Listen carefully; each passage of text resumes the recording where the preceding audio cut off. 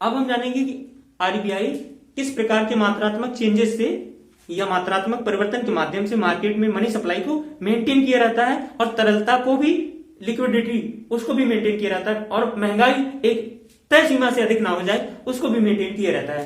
तो मात्रात्मक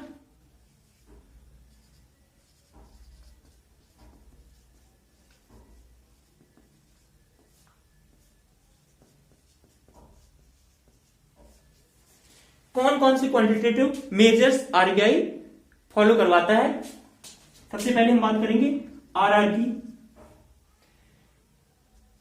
reverse repo rate की, एसएलआर की, बैंक रेट की, एमएसएफ की,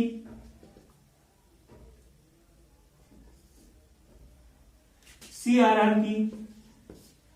इन सब के माध्यम से reverse repo rate, SLR, bank rate, MSF, margin standing facility, CRR, cash reserve ratio, इन सब मात्रात्मक यानी क्वांटिटेटिव मेजर्स के माध्यम से क्या करेगा आरबीआई, महंगाई को मेंटेन की रहेगा, यानी महंगाई तय सीमा से अधिक ना हो जाए, यानी महंगाई ना बढ़े। तो सबसे पहले हम बात करेंगे आरआर की, यानी रेपो रेट क्या है। आइए जानते हैं ये रेपो रेट क्या है।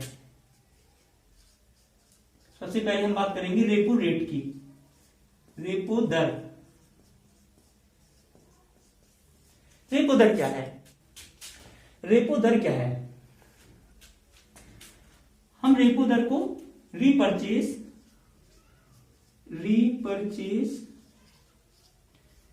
ऑप्शन रेट कहते हैं। Repo repurchase option rate. अब समझते हैं कि रेपो रेट क्या है और आरबीआई इसमें चेंजेस कैसे करता है। मान लेते हैं यहां पर हमारा आरबीआई है, यहां पर देश का कोई भी कॉमर्शियल बैंक एसबीआई सपोज करते हैं, एसबीआई है। अब क्या हुआ, एसबीआई के ग्राहक थे, उनके एसबीआई में अकाउंट्स हैं और एसबीआई के ग्राहकों ने एसबीआई बैंक में अपना मनी सबमिट यानी डिपॉजिट करके रखा था, जमा करके रखा था। अब अचानक से क्या होगा कि एसबीआई के ग्राहकों को मनी की रिक्वायरमेंट हो गई, यानी बहुत ज्यादा धन की आवश्यकता हो गई। तो क्या कहने लगे कि भाई हम एसबीआई से अपना पैसा निकाल लेंगे। तो क्या होगा, जब एसबीआई से एसबीआई के ग्राहक अचानक बहुत सारा पैसा निकालने लगेंगे तो एसबीआई के पास क्या होगा कि उसका अमाउंट कम पड़ जाएगा, क्योंकि एसबीआई ने इन ग्राहकों के पैसे को किसी दूसरे निवेश में लगा रखा था। अब वो तो फिक्स निवेश हो जाता है। एसबीआई ऐसे केसेस में क्या करेगा, दौड़ा दौड़ा आरबीआई के पास आएगा, कहेगा भाई मेरे तो सारे ग्राहक मेरी बैंक से पैसा निकाल रहे हैं, अब मेरे पास इतना पैसा नहीं कि मैं एक साथ उनको मुहैया करा सकूं। तो ऐसे केसेस में आरबीआई एसबीआई की मदद करेगा और उसको दिवालिया होने से बचा लेगा, या यूं कहें आरबीआई एसबीआई की मदद करेगा। आरबीआई कहेगा भाई एसबीआई मैं तेरी मदद तो करूंगा, बट उसके बदले में मैं तुमसे ब्याज वसूलूंगा। तो आरबीआई ने एसबीआई को पैसे दिए, यानी उसको धन मुहैया करा दिया, बट उसके बदले में आरबीआई ने एसबीआई से क्या लिया, एक फिक्स्ड इंटरेस्ट रेट जो लिया वो क्या है, वही है रेपो रेट। रेपो रेट कहलाती है, वो क्या कहलाई, रेपो रेट। जब आरबीआई एसबीआई को कुछ मनी देगा और उसके बदले में मनी तो देगा ही देगा, इंटरेस्ट रेट भी वसूलेगा, एसबीआई से इंटरेस्ट रेट जो वसूलेगा वही ब्याज की दर क्या कहलाएगी, रेपो रेट या रेपो दर कहलाएगी। अब एसबीआई ने क्या किया, आरबीआई से पैसा लिया और आरबीआई ने एसबीआई को पैसा दिया, उसके बदले में पैसा दिया, साथ ही इंटरेस्ट रेट एक फिक्स कर दी, वो इंटरेस्ट रेट क्या कहलाएगी, रेपो रेट कहलाती है। अब हम जानते हैं रिवर्स रेपो रेट क्या है। RRR reverse repo rate.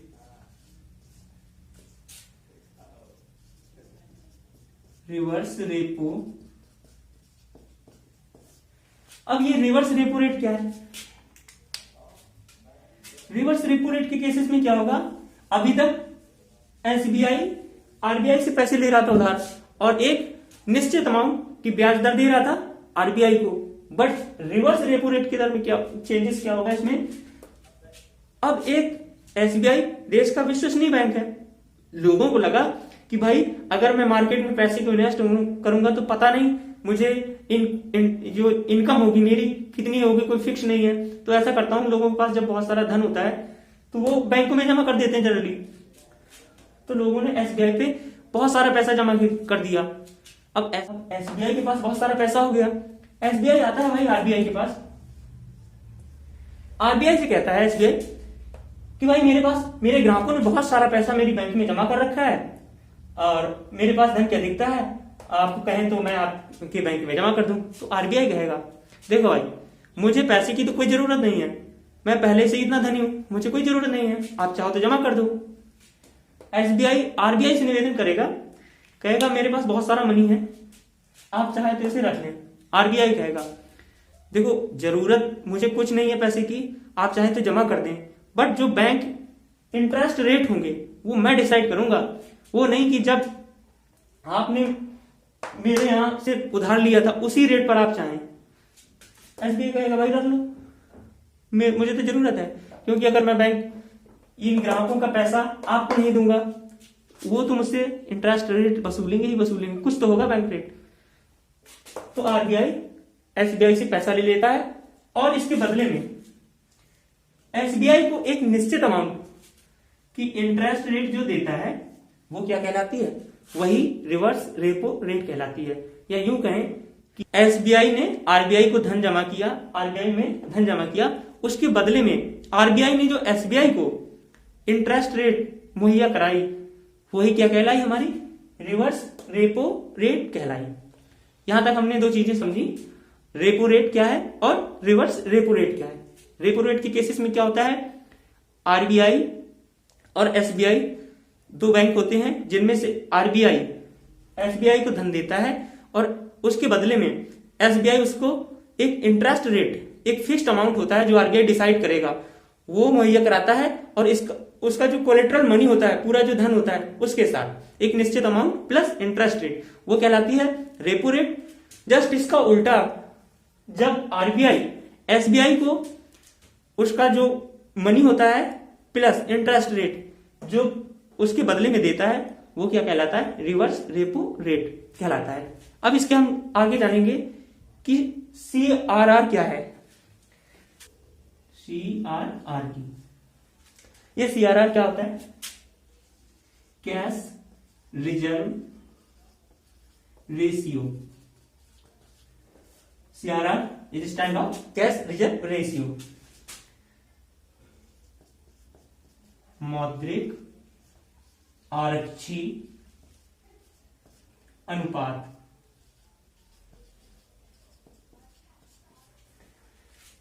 CRR cash reserve ratio, मौद्रिक आरक्षी अनुपात। अब भाई आरबीआई कैश रिजर्व रेशियो यानी सीआरआर के माध्यम से किस प्रकार महंगाई को मेंटेन किया रहता है। अगर महंगाई या इन्फ्लेशन को यूं समझे कि इन्फ्लेशन क्यों बढ़ता है, जब मार्केट में बहुत सारा मनी फ्लोट हो रहा होगा, रुपए हर व्यक्ति के पास मुद्रा ही मुद्रा, धन ही धन है, एक गरीब आदमी के पास भी लाखों रुपए हैं, तो क्या होगा, वो छोटी से छोटी चीजें महंगे रेटों में खरीद लेगा क्योंकि उसके पास तो धन है। तो क्या होगा, मार्केट में महंगाई बढ़ जाएगी। मान लेते हैं कि शर्मा जी के पास पहले 1000 रुपए थे, अब बैंक से उन्हें लोन मिल गया और उनके पास 1 लाख रुपए हो गए। अब भाई शर्मा जी तो पगला जाएंगे, कहेंगे मेरे पास 1 लाख रुपए है, वो 100 रुपए की चीज को भी 150 रुपए या 200 रुपए में खरीदने के लिए बिना कुछ पूछे तैयार। कितना कम होगा, 100-150 रुपए, चल फेंक दे मुझे। तो ऐसे केसेस में क्या होगा, महंगाई मार्केट में बढ़ जाएगी। हर व्यक्ति के पास पैसा होगा तो मार्केट में क्या हो जाएगा, इन्फ्लेशन बढ़ जाएगा। तो आरबीआई नहीं चाहता है कि मार्केट में महंगाई हो जिससे कि आम व्यक्ति को इसका असर पड़े, क्योंकि मार्केट में अगर महंगाई हो जाएगी तो गरीब तबके के लोग क्या हो जाएंगे, महंगाई से ग्रसित हो जाएंगे और वो भूखे मरने लगेंगे। ऐसे केसेस में आरबीआई क्या करता है कि महंगाई को एक निश्चित सीमा तक रखता है और इतने निश्चित अमाउंट से नीचे भी नहीं जाता है कि हमारी ग्रोथ रेट यानी मंदी के दौर में आ जाए। क्योंकि अगर ज्यादा महंगाई, आरबीआई ने महंगाई पे ज्यादा कंट्रोल कर दिया तो हमारी ग्रोथ रेट डाउन हो जाएगी और क्या हो जाएगा, मंदी, यानी महंगाई नहीं बढ़ेगी अगर एक निश्चित सीमा से, तो क्या हो जाएगा, मंदी, जैसे कि हर चीज मार्केट में यूं ही रखी रहेगी, कोई खरीदने वाला डिमांड ही नहीं करेगा, डिमांड ही घट गई, लोगों के पास पैसा ही नहीं तो डिमांड ही घट गई, ऐसा केसेस भी ना रहे। इस केसेस में आरबीआई एक मुख्य भूमिका में आता है और महंगाई को एक निश्चित सीमा पर लाता भी है और उससे अधिक बढ़ने भी नहीं देता। तो अब हम जानते हैं कि महंगाई को मेंटेन करने में कैश रिजर्व रेशियो यानी मौद्रिक आरक्षी अनुपात का क्या रोल होता है। RBI cash reserve ratio CRR के माध्यम से महंगाई को कंट्रोल करता है। अब ये कैश रिजर्व रेशियो क्या है, इसके बारे में हम डिस्कस करेंगे। आरबीआई हमारा जो सेंट्रल बैंक है आरबीआई, ये है एसबीआई कोई कॉमर्शियल बैंक है। आरबीआई एसबीआई से कहता है कि तुम्हारे जितने भी ग्राहक हैं उनका पैसा तुम डिपॉजिट तो कर लो, जमा तो कर लो अपने बैंक में, बट उनका एक फिक्स अमाउंट मेरे पास जमा करो। अगर ये जमा नहीं करोगे तो पता नहीं आप कब दिवालिया हो जाओगे। तो एसबीआई के पास मान लेते हैं किसी ग्राहक ने 100 रुपए का अमाउंट जमा किया, 100 रुपए जमा किए, तो आरबीआई कहेगा इन 100 रुपए का एक निश्चित परसेंटेज कुछ भी फिक्स कर देगा, मान लेते हैं 4% फिक्स कर दिया, एसबीआई तुम मेरे पास जमा करो। तो 100 रुपए का 4%, 4 रुपए, 4 रुपए। आरबीआई क्या कहेगा एसबीआई से, तुम 100 रुपए का 4 रुपए मेरे नाम पे यहां जमा करो, क्योंकि कल के लिए अगर आपने 100 रुपए जमा कर लिए और आपके पास 100 रुपए रहे तो ये 100 रुपए आप किसी को दे देंगे तो मार्केट में क्या हो जाएगा, इन्फ्लेशन फैलेगा। तो आरबीआई एसबीआई से जो 100 रुपए आए हैं एसबीआई के अकाउंट में, उनमें से 4 रुपए पहले ही निकाल लेता है, महंगाई के नाम पे पहले ही कंट्रोल कर लेता है कि इसके 4 रुपए बचे। अब इसके पास बचे एसबीआई के पास 96 रुपए यानी 96 rupees.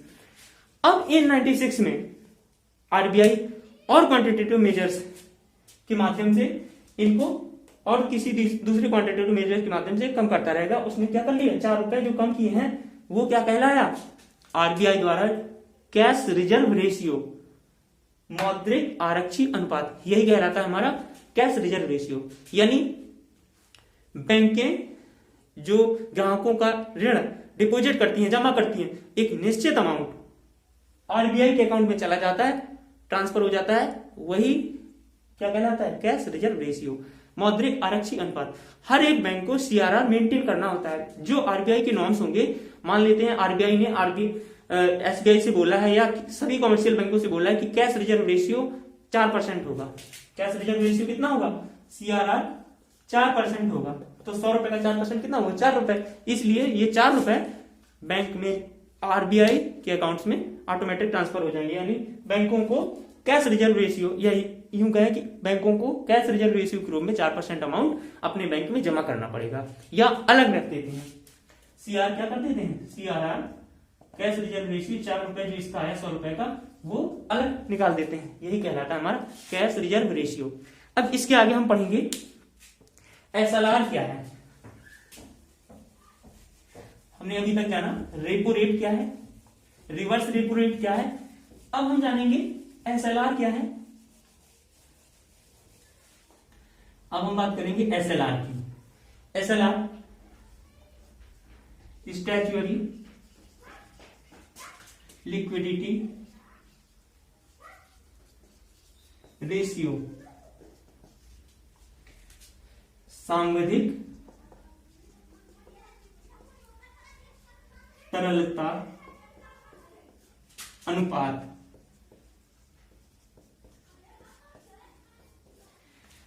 SLR is standard of statutory liquidity ratio, सांविधिक तरलता अनुपात। इसमें क्या होगा, आरबीआई हमारा ये है, ये हमारा है एसबीआई बैंक।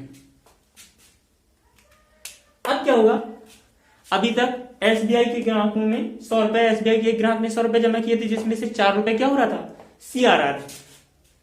सीआरआर के रूप में 4 रुपए, 100 रुपए में से 4 रुपए निकल जा रहे थे। यहां पर 100 रुपए किसी ग्राहक ने दिए थे, जिनमें से 4 रुपए सीआरआर के रूप में निकल जा रहा था। अभी भी आरबीआई का मन नहीं भरा और एसबीआई से क्या बोल रहा है कि पता नहीं, अगर आप एक निश्चित अमाउंट जो जब चाहे तब ट्रांसफरेबल हो, मतलब उसको कभी कन्वर्ट कर लें, एक आप अमाउंट को, आप इस 100 रुपए में से एक आप ऐसे निश्चित अमाउंट को अपनी बैंक में जमा करके रखें जो गोल्ड के रूप में हो, चाहे डॉलर के रूप में हो, चाहे एक्सचेंजेबल मनी के रूप में, यानी वो जब चाहे तब परिवर्तित हो जाए। एक्सचेंजेबल मनी के रूप में आप एक निश्चित अमाउंट रखो गवर्नमेंट की सिक्योरिटीज के रूप में। गोल्ड में एक्सचेंजेबल मनी गवर्नमेंट की सिक्योरिटीज के रूप में एक निश्चित अमाउंट इस 100 रुपए में से निकाल लो। यही हमारा क्या कहलाएगा? एक सांविधिक तरलता अनुपात, यानी ये लिक्विडिटी है, यानी तरल है। कहने का मतलब ये मार्केट में कभी भी ये भजाया जा सके, तो इसके रूप में रखो। यही क्या कहलाएगा? हमारा SLR, यानी स्टैट्यूटरी लिक्विडिटी रेशियो। बैंकों को एक निश्चित अमाउंट यानी फिक्स SLR के रूप में रखना पड़ता है। अभी तक हमने पढ़ा repo rate, reverse repo rate, cash reserve ratio और SLR। अब RBI इन्हीं के मेजर्स के माध्यम से, यानी कैश रिजर्व रेशियो, SLR या रेपो रेट, इन सब के माध्यम से महंगाई को मेंटेन किया रहता है, या महंगाई को अधिक नहीं बढ़ने देता है, या मार्केट में तरलता को अधिक नहीं बढ़ने देता है, जिससे कि महंगाई ना बढ़े। आज के इस वीडियो में हमने आरबीआई के फंक्शन में आरबीआई की मॉनेटरी पॉलिसी जानी। आरबीआई की मॉनेटरी पॉलिसी के साथ साथ हमने repo rate, reverse repo rate, CRR, SLR और एक बैंक रेट को और हम समझ लेते हैं। बैंक रेट्स क्या है? बैंक रेट वह रेट है या वह मुख्य दर है जब कोई बैंक, कोई कॉमर्शियल बैंक ग्राहकों को जिस रेट पर लोन मुहैया कराती है वो बैंक रेट कहलाता है। मान लेते हैं SBI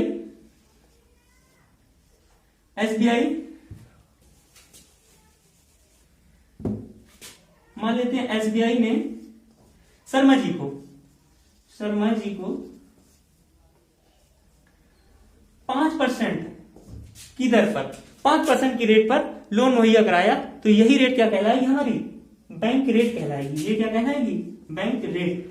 यानी कोई कॉमर्शियल बैंक ग्राहकों को जिस रेट पर एक निश्चित अमाउंट होगा, यानी जिस रेट पर कोई फिक्स रेट होगा, मान ली 5%, 4%, ये दर क्या कहलाएगी? यही बैंक दर कहलाएगी। ये बैंक रेट